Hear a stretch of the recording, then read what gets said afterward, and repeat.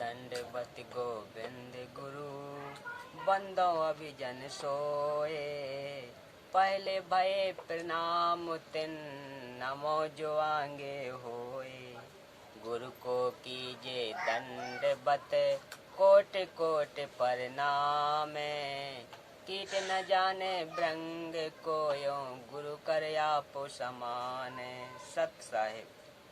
हाँ तो श्रोता बंधुओं, आज मैं आप लोगों के सामने माता दुर्गा के पति काल ब्रह्म की सच्चाई अभी मजा आएगा ना भिड़ो। जब ब्रह्म ज्योति निरंजन तप कर रहा था, हम सभी आत्माएं जो आज ज्योति निरंजन के 21 ब्रह्मांडों में रहते हैं, इसकी साधना पर आसक्त हो गए तथा हृदय से इसे चाहने लगे। अपने सुखदायी प्रभु सत्य पुरुष से विमुख हो गए, जिस कारण से पतिव्रता पद से गिर गए। पूर्ण प्रभु के बार बार सावधान करने पर भी हमारी आसक्ति क्षर पुरुष से नहीं हटी। यही प्रभाव आज भी काल सृष्टि में विद्यमान है। जैसे नौजवान बच्चे फिल्म स्टारों, अभिनेता तथा अभिनेत्री की बनावटी अदाओं तथा अपने रोजगार उद्देश्य से कर रहे भूमिका पर अति आसक्त हो जाते हैं। रोकने से नहीं रोकते। यदि कोई अभिनेता या अभिनेत्री निकटवर्ती शहर में आ जाए तो देखें, उन नादान बच्चों की भीड़ केवल दर्शन करने के लिए बहुसंख्या में एकत्रित हो जाती है। लेना एक न देना दो। क्या बात है सर, क्या बात है सर, क्या बात, ये बात है। नौजवान बच्चे लुट रहे हैं। माता पिता कितना ही समझाए परंतु बच्चे नहीं मानते।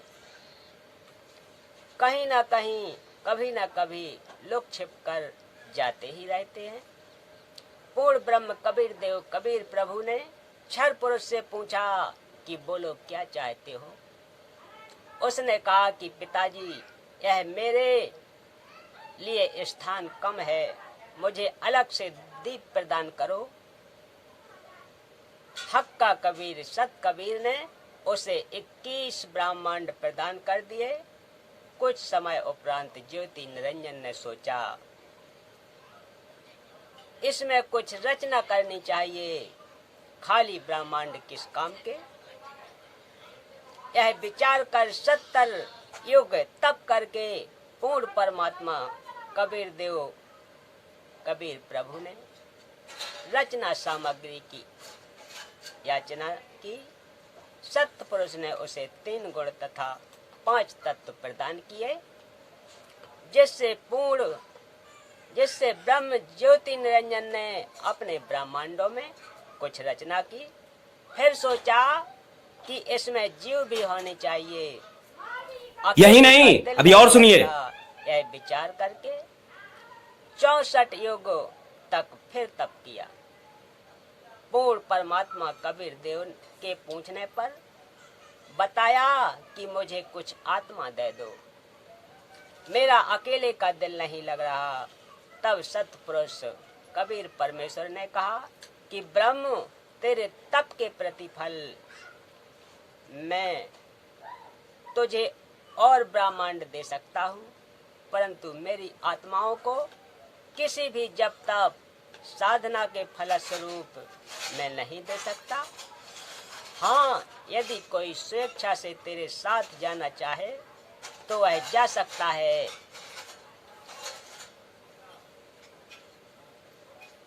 कबीर के वचन सुनकर ज्योति निरंजन अपने पास आया, हमारे पास आया। हम सभी हंस आत्मा पहले से ही उस पर आसक्त थे। हम उसे चारों तरफ से घेर कर खड़े हो गए। ज्योति निरंजन ने कहा कि मैंने पिताजी से अलग 21 ब्रह्मांड प्राप्त किए हैं। वहाँ नाना प्रकार के रमणीय स्थल हैं।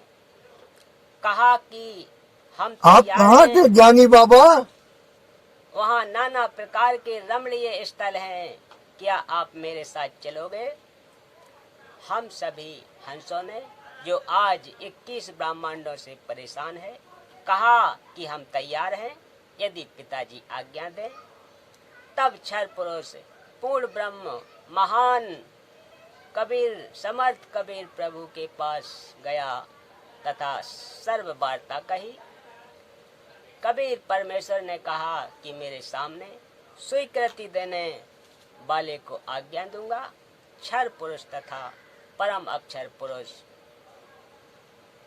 कबीर मितौजा, कबीर अमृत औजा, यानी रुको जरा, सब्र करो। नहीं वह कबीर, दोनों हम सभी हंस आत्माओं के पास आए।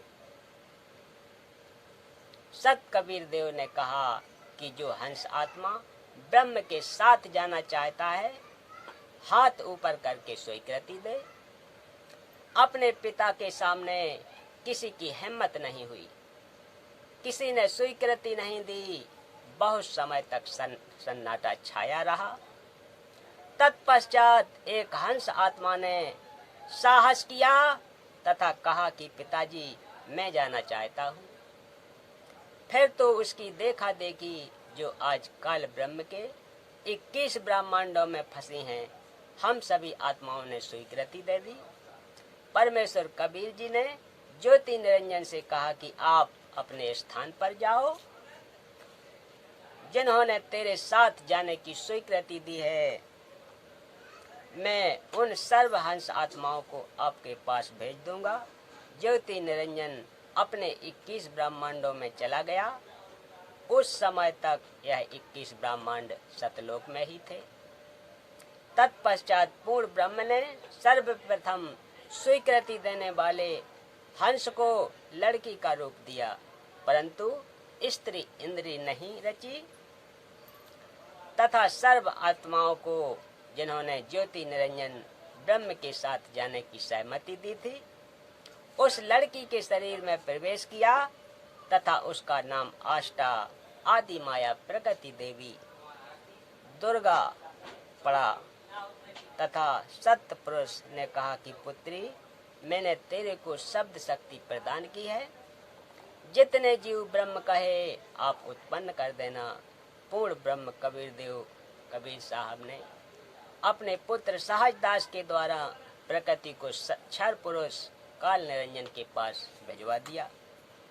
सहजदास जी ने ज्योति निरंजन को बताया कि पिताजी ने इस बहन के शरीर में उन सभी आत्माओं को प्रवेश कर दिया है जिन्होंने आपके साथ जाने की अनुमति व्यक्त की थी, तथा इसको पिताजी ने वचन शक्ति प्रदान की है।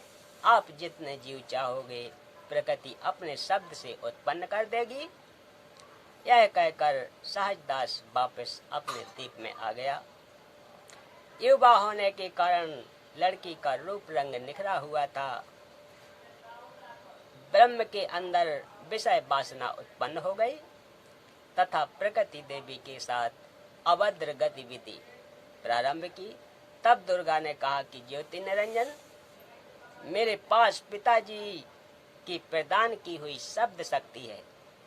आप जितने प्राणी कहोगे मैं वचन से उत्पन्न कर दूंगी। आप मैथुन परंपरा शुरू मत करो। आप भी उसी पिता के शब्द से अंडे से उत्पन्न हुए हो तथा मैं भी उसी परम पिता के वचन से ही बाद में उत्पन्न हुई हूँ। आप मेरे बड़े भाई हो।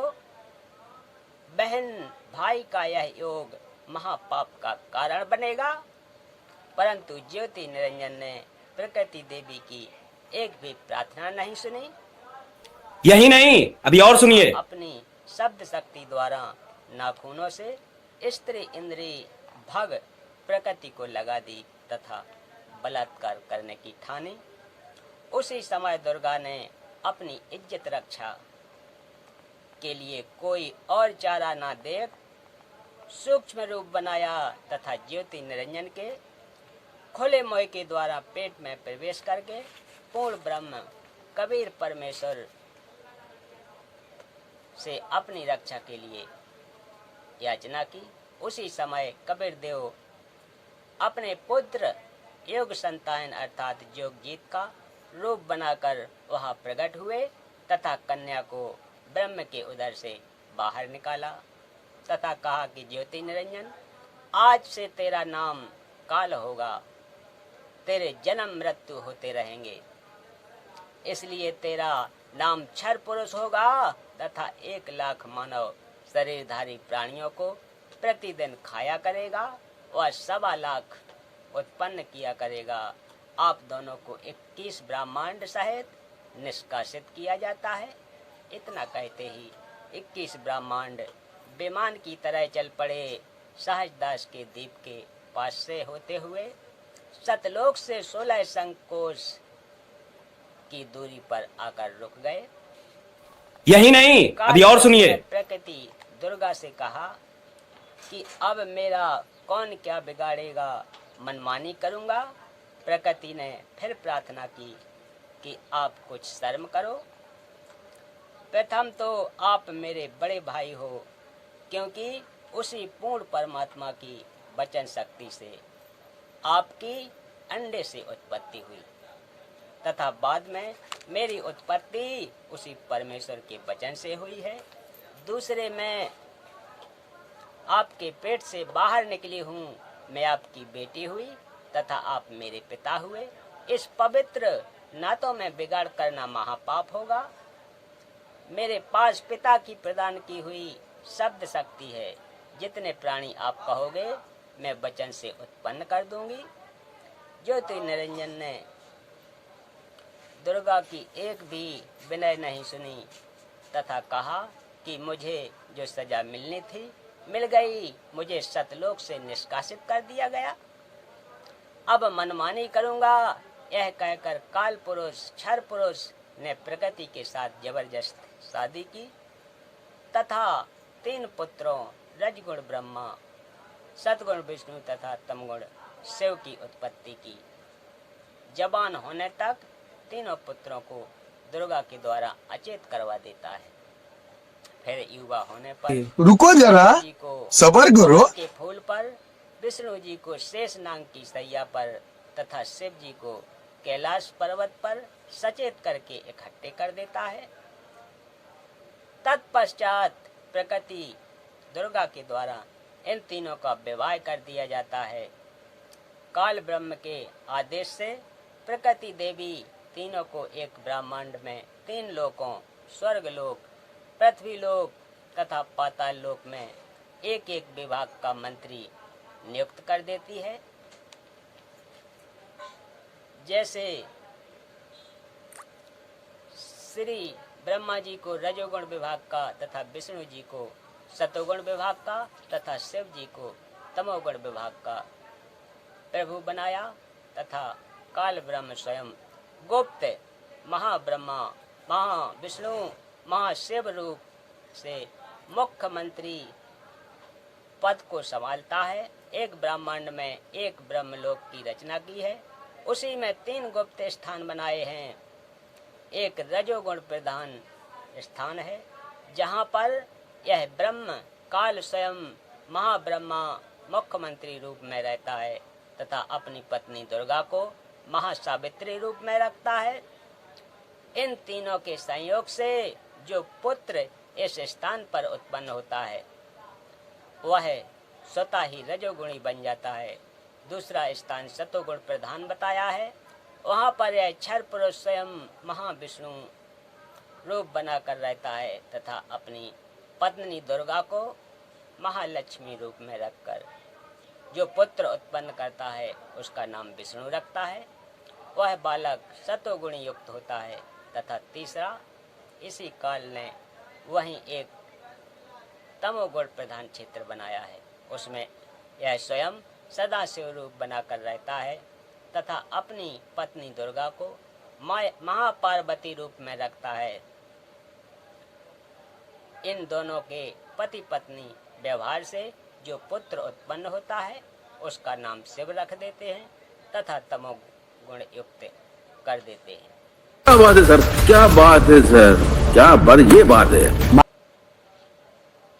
तीनों पुत्रों की उत्पत्ति के पश्चात ब्रह्म ने अपनी पत्नी दुर्गा प्रकृति से कहा कि मैं प्रतिज्ञा करता हूँ कि भविष्य में मैं किसी को अपने वास्तविक रूप में दर्शन नहीं दूंगा, जिस कारण से मैं अव्यक्त माना जाऊंगा।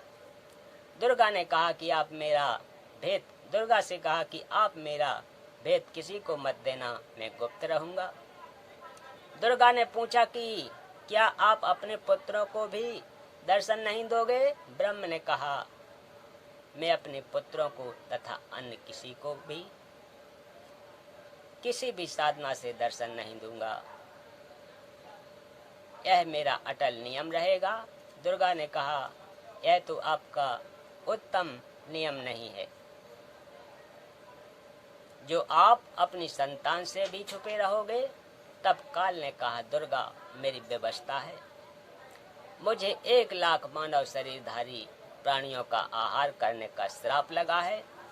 यदि मेरे पुत्रों को पता लग गया तो वे उत्पत्ति, स्थिति तथा संहार का कार्य भी नहीं करेंगे, इसलिए यह मेरा अनुत्तम नियम सदा रहेगा। जब ये तीनों कुछ बड़े हो जाएं, तो इन्हें अचेत कर देना, मेरे विषय में नहीं बताना, नहीं तो मैं तुझे भी दंड दूंगा। दुर्गा इस डर के मारे वास्तविकता नहीं बताती। बोलिए सत्य गुरुदेव की जय।